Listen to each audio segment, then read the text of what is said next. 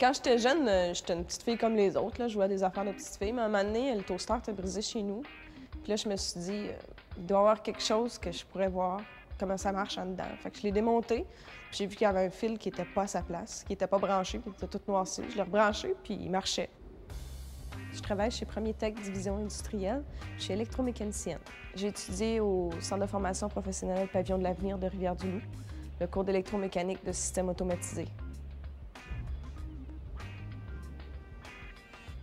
L'électromécanique, c'est un programme de 1800 heures. Ça veut dire d'une durée de 2 ans. En première année, les étudiants apprennent les notions de base. Ça veut dire l'électricité, le courant continu, le courant alternatif. Ils apprennent aussi les notions élémentaires en électronique, un petit peu de mécanique. Ça veut dire un petit peu d'ajustage mécanique aussi, de quelle façon qu'un tour peut fonctionner. Le soudage, c'est les principales matières de la première année. En deuxième année, les étudiants, ils commencent les automatismes. Ça veut dire qu'ils commencent à apprendre la logique combinatoire, la logique séquentielle.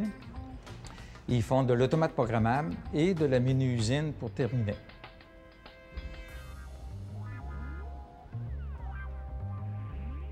Lorsque je donne le cours ici à la mini-usine, je fais des problèmes sur chaque phase, sur différentes phases de la mini-usine. Je fais des troubles. Les élèves ont à trouver le trouble, identifier comment ils vont faire pour le trouver, pour en arriver à la réparation.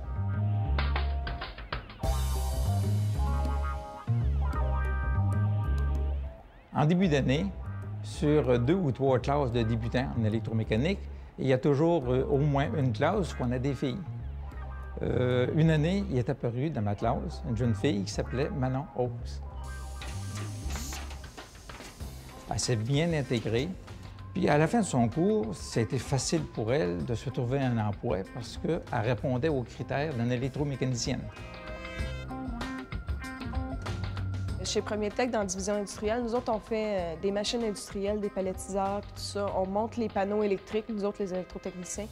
On monte le panneau électrique, ensuite on le met sur la machine. On fait tout le wiring de la machine, les capteurs, tout ce qui est pneumatique aussi.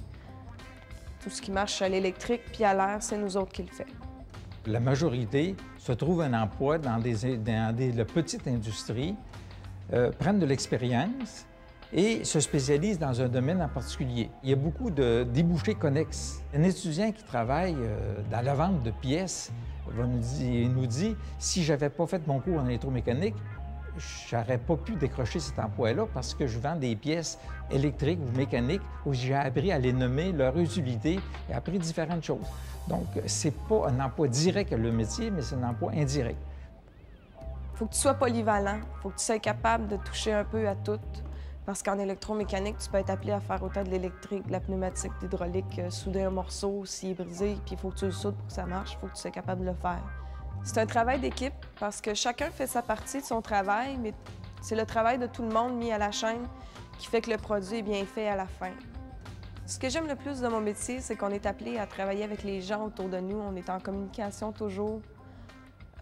C'est toujours des relations interpersonnelles parce qu'on a besoin des autres pour faire notre partie du travail.